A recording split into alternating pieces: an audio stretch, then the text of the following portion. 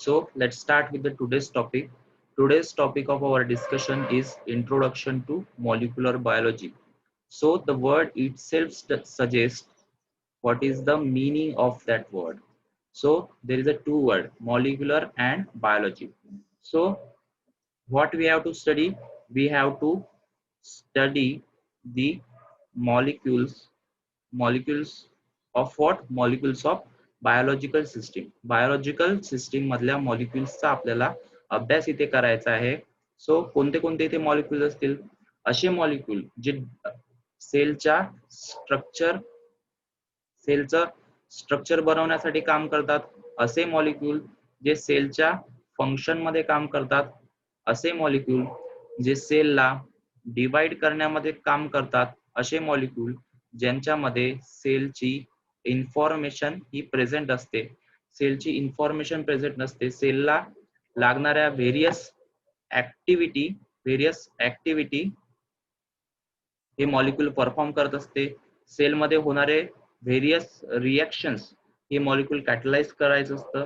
तर या सगळ्या मॉलिक्युल्सचा आपल्याला एक अभ्यास करायचा आहे, त्यालाच म्हटलं आपण molecular biology. So standard definition of molecular biology बघूया आपण. सो मॉलिक्युलर बायोलॉजी काय आहे मग? Molecular biology is a field of biology that studies the composition, structure and interaction of cellular molecule. सेलच्या आतमध्ये असणारे मॉलिक्युल यांचं स्ट्रक्चर कशा पद्धतीने आहे, याचं कंपोजिशन कशा पद्धतीने आहे, हे फंक्शन्स कशा पद्धतीने करतात आणि अदर मॉलिक्युल सोबत कशा पद्धतीने इंटरॅक्ट करतात, हे सगळं आपल्याला बघायचं आहे मॉलिक्युलर बायोलॉजी मध्ये. तुर्तास आपण एक रिव्हिजन करूया. आपण बघितलं होतं what is cell biology and what is cell. Cell biology मध्ये काय करायचं? आपल्याला सेलचा स्टडी करायचा आहे. सेलमध्ये काय काय आपल्याला सगळं ऍक्टिव्हिटी कशा पद्धतीने होत असतं हे आपल्याला स्टडी करायचं आहे. आपल्याला माहिती आहे ऑर्गॅनिझम कशा पद्धतीने डेव्हलप होतो. Organism is develop from the organ system and organ system is develop from the various tissue and tissue is develop from the group of cells. So our unit of life is cell. आपण मागच्या lecture मध्ये discuss केलं होतं. Cell is our unit of life. बरं, या सेलमध्ये आता या सेलला फंक्शन करण्यासाठी, जसं ऑर्गॅनिझमला फंक्शन करण्यासाठी ऑर्गन सिस्टीम लागतं. अल्टिमेटली ऑर्गन सिस्टीम किंवा organism is made from this cell. So cell is a structural and functional unit of life. सेलला म्हटलं होतं आपण it is structural and functional unit of life. बरं, मग या सेलमध्ये व्हेरियस मॉलिक्युल्स असतील. या सेलमध्ये व्हेरियस मॉलिक्युल्स असतील, जसा आपला जेनेटिक मटेरियल डीएनए आहे, आरएनए आहे जो की एक मेसेज कोड करतो. त्यानंतर काही प्रोटीन्स सेलमध्ये आहे. सेलच्या फंक्शनसाठी प्रोटीन्स रिक्वायर्स असतात. तर अशा पद्धतीचे सेलच्या आतमध्ये सेलला फंक्शन करण्यासाठी व्हेरियस मॉलिक्युल्स आहे आणि प्रत्येक मॉलिक्युलचं एक स्पेसिफिक फंक्शन आहे. तर प्रत्येक मॉलिक्युलचं स्पेसिफिक फंक्शन हे काय डिटरमाइन करतं की त्या ऑर्गॅनिझमचं फेट कशा पद्धतीने असेल. समजा एखादा ऑर्गन घेतला आपण, समजा इथे आपण लिव्हरचा ऑर्गन कन्सिडर केला, तर या लिव्हरच्या ऑर्गन मध्ये काही व्हेरियस सेल्स आहेत. तर एखाद्या सेलमध्ये काही डिफॉर्मिटीज झाली तर अल्टिमेटली काय होऊ शकतं, जर डिफेन्स मेकॅनिझम बॉडीच्या डिफेन्स मेकॅनिझमने व्यवस्थित काम केलं नाही आणि ती डिफॉर्मिटीज, तो फॉल्ट जो आहे तो त्या ऑर्गनला इफेक्ट करू शकतो. अल्टिमेटली तो फॉल्ट त्या ऑर्गन सिस्टीमला इफेक्ट करू शकतो आणि ती सिस्टीम व्यवस्थित चालणार नाही. सो अल्टिमेटली आपल्या ऑर्गॅनिझमवर त्याचा इफेक्ट होतो. ठीक आहे. समजा आपल्या डीएनए मध्ये काही म्युटेशन झालं असेल, डीएनएच्या सेल सायकल मध्ये काही म्युटेशन झालं असेल आणि सेल एक त्यांचं डिव्हिजन फास्ट तिथे झालंय. सेलचं समजा एक डिफॉर्मिटी सेलमध्ये आली की सेलच्या काही सेल्युलर डिव्हिजनच्या सायकल ज्या आहेत त्या प्रॉपरली चालल्या नाही आणि सेल खूप फास्ट डिवाइड करू लागला आणि मल्टिपल सेल्युलर बनले, मल्टिपल सेल्स इथे फॉर्म झाले. सो इथे काय होईल, आपला ऍबनॉर्मल ग्रोथ ऑफ सेल ज्याला आपण म्हणू, तो काय होईल, इथे कॅन्सर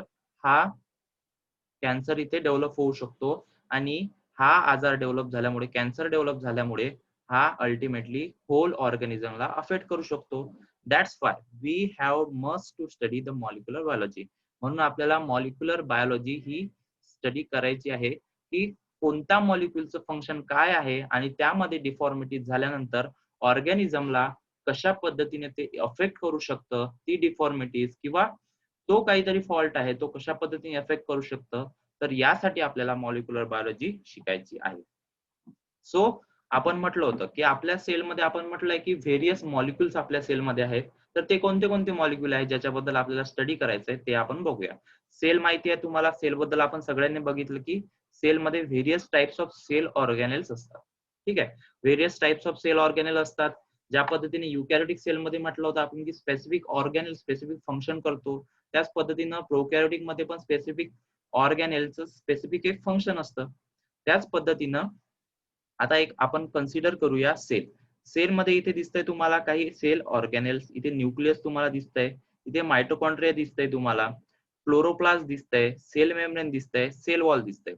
पण हे सगळं बनवण्यासाठी, हे सगळे ऑर्गॅनेल बनवण्यासाठी काहीतरी मॉलिक्यूल आपल्याला लागले. आपण म्हटलं होतं की आपण जेव्हा अल्ट्रा स्ट्रक्चर आपण हायरची बघितली होती सेलची, cell is made up from the various molecules and molecules is made up from the atoms. तर त्या मॉलिक्युल्सचा आपल्याला आता इथे स्टडी करायचा आहे. जर एक सेल ऑर्गॅनेल कन्सिडर केला आपण, if you consider a nucleus. Nucleus मध्ये काय असेल आपला क्रोमोझोम असेल. So what is chromosome? Chromosome is a condensed DNA. Chromosome काय आपला एक कंडेन्स झालेला डीएनए आहे. म्हणजे अल्टिमेटली एक जर डीएनए आपण गुंडाळून त्याचा असा गुच्छ बांधला तर त्यालाच म्हणायचं क्रोमोझोम. तर हा काय आपला डीएनए आहे. क्रोमोझोम म्हणजेच अल्टिमेटली काय आहे? It is condense DNA. बरं, या डीएनए मध्येही काही मॉलिक्युल्स आपल्याला आपण बघितलं होतं. DNA is made from the various nitrogenous bases. Various nitrogenous बेसेसचा यूज करून व्हेरियस नायट्रोजनस बेसेस पासून एक आपला डीएनए बनलेला आहे. त्याच्यामध्ये काही न्यूक्लिओटाइड्स प्रेझेंट असतील, काही नायट्रोजनस बेसेस पासून डीएनए बनलेला आहे, त्याचं एक स्ट्रक्चर बनलेलं आहे. त्या मॉलिक्युलच्या स्ट्रक्चर पासून एक नवीन मॉलिक्यूल तयार झाला, दॅट इज डीएनए. तर हे सगळं कशा पद्धतीने तयार होतं, डीएनए कसा फॉर्म होतो, डीएनए मध्ये असं काय असतं की ज्याच्यामध्ये इन्फॉर्मेशन प्रेझेंट असतं, हे सगळं आपल्याला शिकायचं आहे मॉलिक्युलर बायोलॉजी मध्ये. बरं, मग आपल्याला डीएनए शिकायचं आहे का? नाही, आपल्याला डीएनए पण शिकायचं आहे. तिथे डीएनए पासून ट्रान्सक्रिप्शन प्रोसेस झाल्यानंतर आरएनए कशा पद्धतीने बनतो आणि त्या आरएनए पासून प्रोटीन कशा पद्धतीने बनतो. बरं, मग आपण एक कन्सिडर करूया अदर सेल ऑर्गॅनेल. एक क्लोरोप्लास्ट कन्सिडर करतोय, आता आपण मायटोकॉन्ड्रिया कन्सिडर करतोय. तर या क्लोरोप्लास्ट मध्ये आणि या मायटोकॉन्ड्रियाचं स्ट्रक्चर बनवण्यासाठी म्हटलं होतं आपण protein is a building block of cell. Protein काय आहे? सेलचा बिल्डिंग ब्लॉक आहे. तर या मॉलिक्युलचं स्ट्रक्चर बनवण्यासाठी आपल्याला हेल्प केली आहे प्रोटीननी. प्रोटीन काय आहे? एक बिल्डिंग ब्लॉक आहे.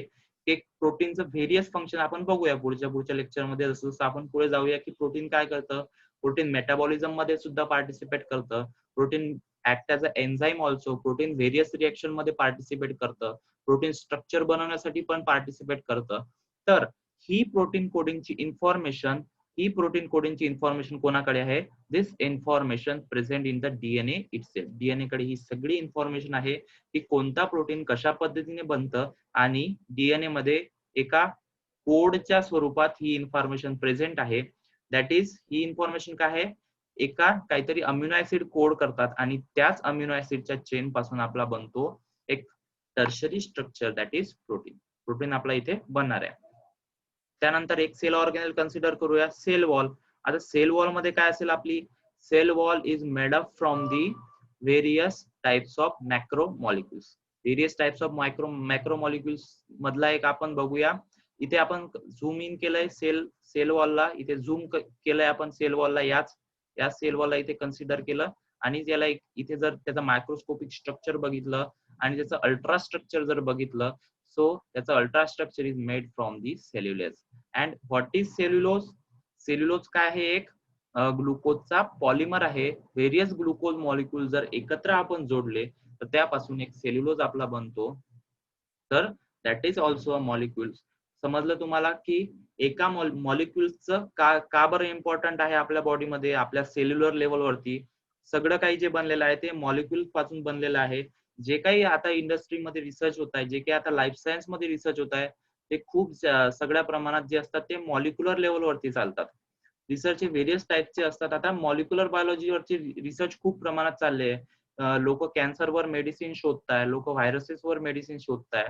तर हे सगळं साध्य होऊ शकते आपल्याला मॉलिक्युलर बायोलॉजीच्या स्टडीमुळे. इथपर्यंत क्लिअर आहे सगळ्यांना?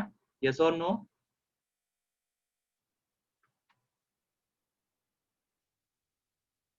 Yes.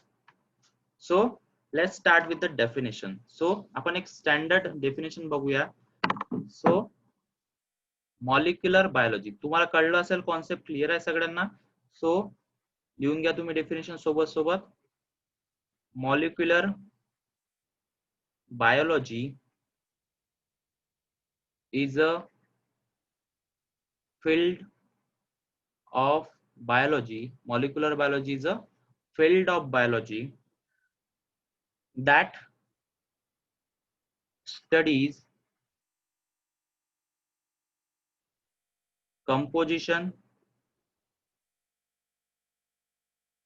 structure,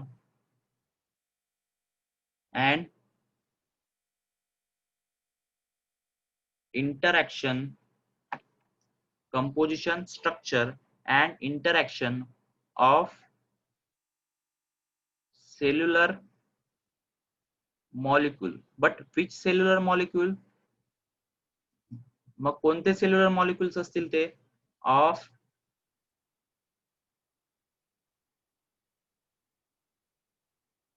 nucleic acid, that is DNA or RNA, nucleic acids and proteins. Nucleic acid कशा पद्धतीने बनतं, कशा पद्धतीने त्याचं स्ट्रक्चर असतं, ते फंक्शन कशा पद्धतीने करतं, हे सगळं बघायचं आहे आपल्याला मॉलिक्युलर बायोलॉजी मध्ये. So nucleic acid and proteins are essential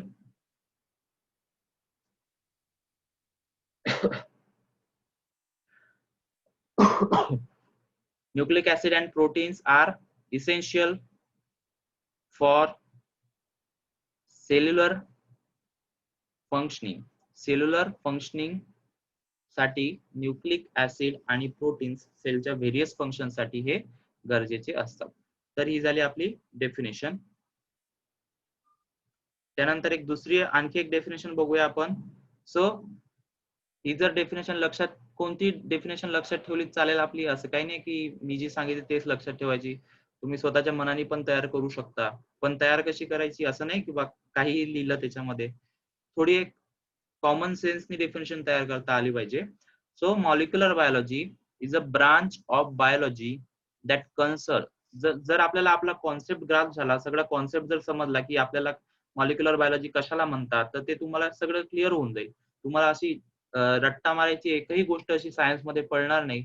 जर तुमचा कॉन्सेप्ट जर क्लिअर असला तर तुम्ही काही असं लक्षात ठेवण्यासाठी तुम्हाला इझी जाईल. So molecular biology is a biology that concerns the molecular basis of biological activity in and between the cells. So the activity of molecules in and between the cells including molecular synthesis.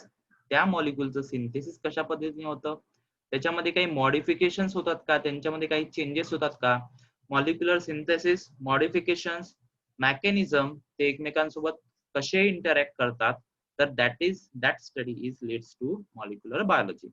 The central dogma of molecular biology describes the process in which DNA is transcribed to RNA and then translated to protein.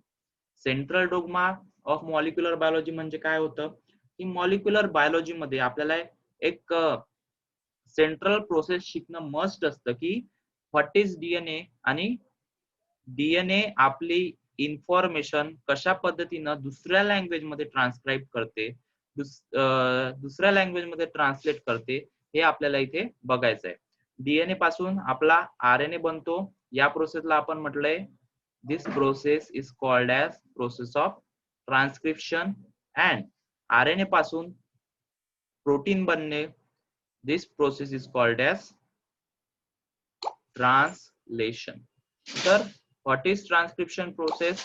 Transcription is the process, या प्रोसेसला म्हणायचं की एक DNA ची एक copy बनतं copy बनतं, पण कशा पद्धतीने, एका वेगळ्या पद्धतीने त्याची एक कॉपी बनते की जेणेकरून जे पुढे आपल्याला प्रोटीन बनवण्यासाठी इन्फॉर्मेशन आहे ते डिकोड व्यवस्थित पद्धतीने होऊ शकेल. यासाठी डीएनए ला त्याची इन्फॉर्मेशन एका दुसऱ्या पद्धतीमध्ये कन्वर्ट करावी लागते. आणि न्यूक्लिक ऍसिड हा काय आरएनए आपला ribo nucleic acid. So RNA मध्ये काय असते, आपली इन्फॉर्मेशन न्यूक्लिक ऍसिड मध्ये प्रेझेंट असते. तर या न्यूक्लिक ऍसिडची इन्फॉर्मेशन आपल्याला दुसऱ्या लँग्वेज मध्ये कन्वर्ट करायची आहे. तो दुसरा लँग्वेज कोणता असेल, आपला अमिनो ऍसिड. अमिनो ऍसिडच्या लँग्वेज मध्ये ही इन्फॉर्मेशन आपल्याला ट्रान्सलेट करायचे. That's why this process is called as translation. So हा काय आपला, हा मॉलिक्युलर बायोलॉजीचा आपण सेंट्रल डोग्मा याला म्हटलं. सेंट्रल डोग्मा का बरं म्हटलं, कारण की all the process of molecular biology are, याच्या अवतीभोवती सगळ्या प्रोसेस असतात. याच प्रोसेसचा यूज होऊन व्हेरियस प्रोटीन्स आपल्याकडे बनतात आणि डीएनए ची इन्फॉर्मेशन जी आहे ती वेगळ्या भाषेमध्ये कन्वर्ट होते आणि त्याच्यापासून एक फंक्शनल स्ट्रक्चर, प्रोटीन काय आहे, एक फंक्शनल स्ट्रक्चर आहे, जे स्ट्रक्चर काहीतरी ऍक्टिव्हिटी परफॉर्म करणे हा त्याचा रोल असतो.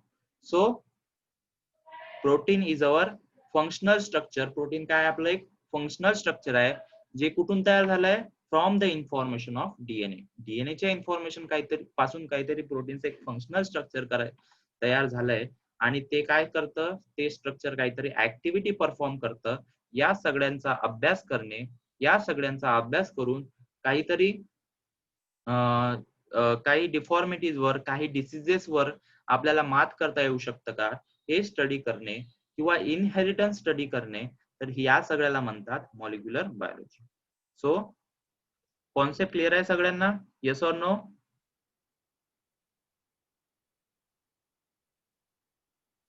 Yes or no?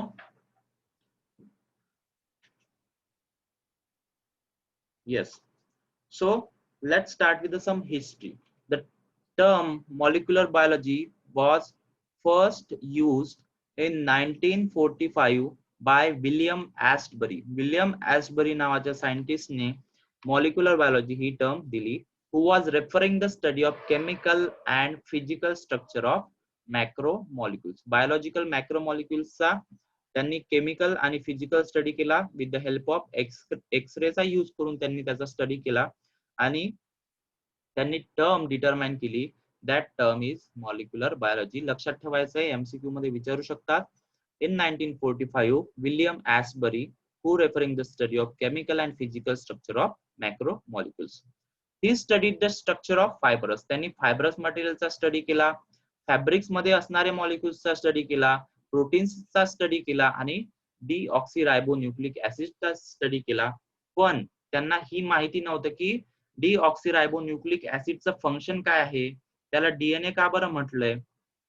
त्याचा त्यांनी काय केला, फक्त मॉलिक्युलचा स्टडी केला आणि एक्झॅक्ट मॉलिक्युलर स्ट्रक्चर जे दिलंय तुम्हाला माहिती असेल, फ्रान्सिस क्रिक आणि जेम्स वॉटसन आणि रोझलिन फ्रँकलिन यांनी काय केलं, एक्झॅक्ट एक 3D स्ट्रक्चर आपल्या समोर दिलं होतं.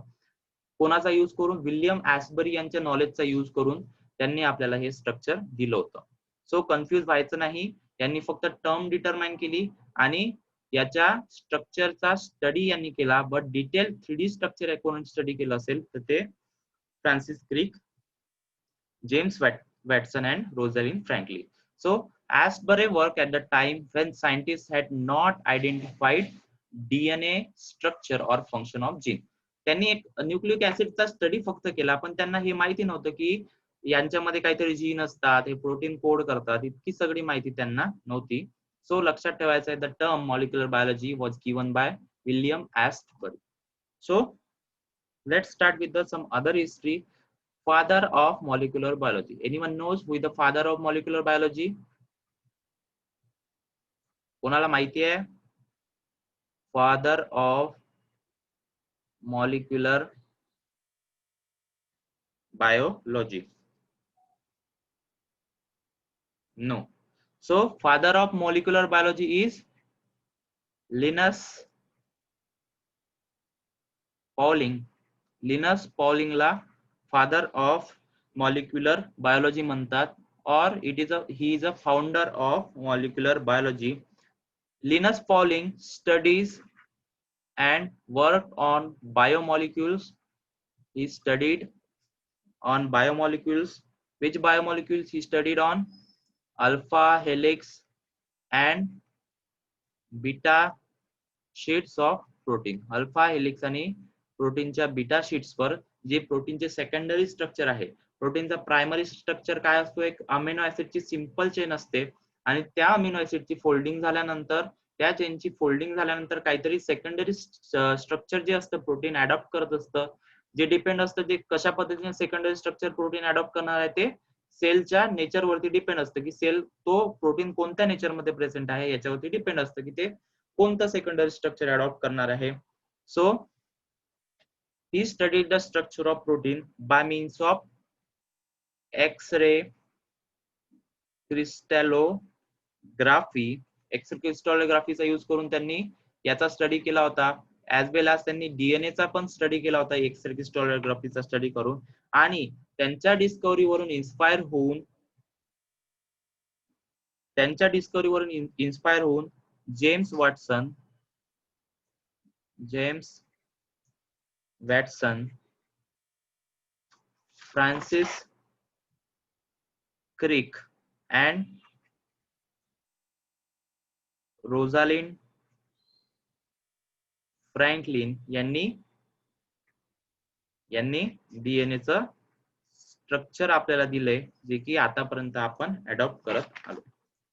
तर लिनस पॉलिंग यांच्या स्ट्रक्चरचा यूज करून, यांच्या वर्कचा यूज करून, यांचा स्टडीवरून इन्स्पायर होऊन जेम्स वॅटसन, फ्रान्सिस क्रिक आणि रोझालिंड फ्रँकलिन यांनी काय केलंय, आपल्याला डीएनएचं स्ट्रक्चर दिलंय. ते medical research council unit Cavendish laboratory Cambridge मध्ये काम करत होते आणि त्यांनी डीएनएचं डबल हेलिकल स्ट्रक्चर आपल्याला दिलंय. They proposed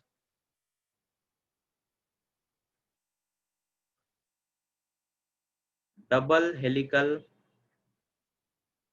model of DNA. त्यांनी काय केलंय, डबल हेलिकल मॉडेल डीएनएचं आपल्याला दिलंय. त्यांनी सुरुवातीला बॅक्टेरिया आणि बॅक्टेरियोफाज मध्ये स्टडी केला होता. तर हे झालं आपलं मॉलिक्युलर बायोलॉजीच्या हिस्ट्री बद्दल. इथपर्यंत क्लिअर आहे सगळ्यांना?